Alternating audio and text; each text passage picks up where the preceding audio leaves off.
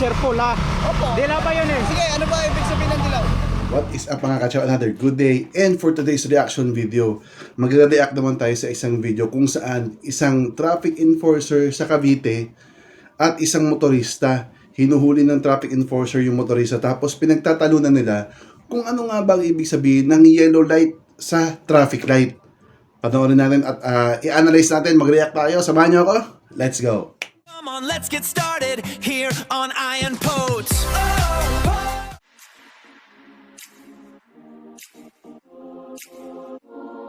Okay mga kachaw, ito na yung video. Panoorin natin sabay-sabay. Dilaw ba yun?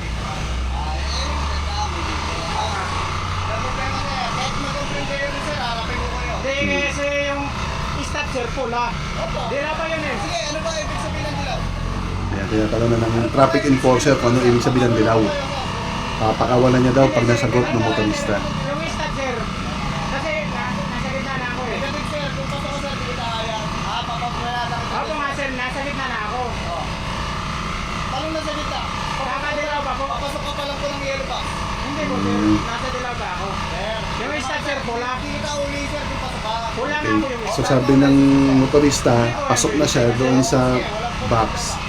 Sabi naman ng polis, hindi pa daw. At i-impound daw pag ayaw niya ibigay yung lisensya. Stop pula. Hindi ko ba meron pang license na sir? Sir, kasi ano ako naman yan sir kasi Kung ayaw niyo po may ibigay, mapipilit ka po kung may problem yan. Ayan, hindi na sinabi. Pag ayaw ibigay, may impound. ano po sir, dilaw po po yun sir. Ano nga ibig sabihin ng dilaw? Ano po ibig sabihin ng dilaw? Prepare your stop po. Handa sa pagkita. Pero nasa gitna na ako. Prepare your stop, sabi ng enforcer kung ano ibig sabihin ng dilaw. Dilaw nga po sir. Yung stop sir, Sir, di po dilaw. Dilaw pa lang po, ay papasok ka pa lang po ng yellow box. o prepare yung stop sir na paano na ako eh. Negative po. Meron po. Ano po yung ano po ba yung pula? Ano po yung pula? Tinatanong ng motorista kung ano daw yung pula. Yung stop na eh, dilaw pa yun eh. Gugulo na. Pula po yan. Siyempre, pagkatapos ng green, pag bigla magpula po yan, siyempre, mag-focus ka po talaga ka dyan. Medyo gumulo na kasi nahaluan na ng pula yung dilaw. Mga dilaw pa yun, hindi naman full stop Kung eh. wala ako, kung ayaw niyo po ibigay, i-impound na lang ho natin. Hindi pwede. Yung video na yan, sir, wala problema. Wala po kayo sir. Ano pangalan mo sir? Mukhang confident naman yung traffic enforcer. Pinakita niya pa yung ID niya. Wala, sir. Dilaw. Pinikita na ako kasi. O, binigay ka. Di pa nga, Dilaw pa, hindi pa nakapula. di pa nga kita na binigay ka, binigay ka. Pinikita na ako kasi O, pero ba wala, sir? dilaw daw. Okay. Hindi pa naman pula yun. Okay. Tapos, Pero wala, sir. pinikita na ako. Okay, ilan nga mga katsyaw, nakita nyo. Pinagpipilitan nito ni Ryder na nasa loob na siya nung box. Yung kumbaga nasa gitna na siya nung intersection nung nagdilaw. Kaya siya dumiretso. Si traffic enforcer naman sabi, negative. Bago ka palang pumunta ng box, nag-yellow light na. So, ang nangyari, malamang, nag-yellow light na. Nung nasa box na siya, nag-red light. So, beating the red light na yon. So, first of all, mga katsyaw, bago natin husgahan itong dalawang to, ano ba yung ibig sabihin ng yellow light? Tara, basahin natin ang ibig sabihin ng yellow light. Ang ibig sabihin ng yellow light, ito. A solid yellow or amber, minsan kasi orange yun.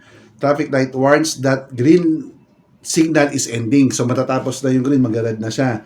And a red is about to appear. Driver must stop if they can do so safely. If stopping suddenly creates a hazard or rear-end risk, drivers may proceed carefully through the intersection before the red light turns on. So, solid yellow light rules. Prepare to stop, slow down, and look to stop behind the limit line. Do not speed up, avoid accelerating, and beat the red light. Proceed if unsafe to stop. So, ito yung pinaka-importante. Continue through if you are too close to the intersection. So, ibig sabihin, pwedeng tama si rider, pwedeng tama si si traffic enforcer. Pagka nandun na nga sa gitna si rider at nag-yellow light na, alam nga namang huminto siya doon sa gitna ng intersection. Risky na yon, pwede siya mabangga, nakaharang na siya sa traffic intersection. So dapat, pag nasa gitna na siya, yun yung pinaglalaban ni rider, didiretso ka na.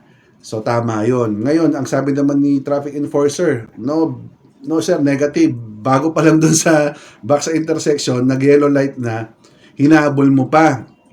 Sabi. So magiging mangyari niya, nasa gitna ka ng intersection, red na, beating the red light ka na nun. Yun. So again, pwedeng tama si enforcer, pwedeng tama si rider, depende sa situation. So ang pinaka-best na mangyari niyan, o pinaka-the best na gawin nila para malaman kung sino talagang tama, sa CCTV. Kasi makikita doon yung posisyon ni rider kung saan siya naabutan ng yellow light. Yun. Para wala na tayong gulo kasi syempre hati na naman yung mga opinion ng ating mga katsaw dito, ating mga kababayan. Ay, hindi, mali si mga buhaya yan. Naku, si rider, kamote yan. Mga ganun yan, magiging reaction natin. So, again, pwedeng tama si rider kung nasa yellow box na siya. Pwedeng tama si traffic enforcer kapag wala pa si rider sa yellow box, nag-yellow light. Ganun lang mga katsaw. Ano sa palagay nyo? Mag-comment din kayo down below kung alam nyo talaga kung ano nangyari dito sa sitwasyon na to. And kung nagustuhan nyo yung ating episode for today, don't forget to subscribe to my channel. Click the notification bell, bigyan mo na rin ako ng thumbs up, at bisitahin mo na rin yung aking channel para makita pa yung iba't iba nating reaction video. Maraming salamat sa patuloy na pagsuporta nyo mga katsaw. Stay safe kayo lagi. Ciao! Ayan po! Yeah! Tara na't mag-enjoy. Angat sa ating new hype, a vibrant new joy. Ayan po!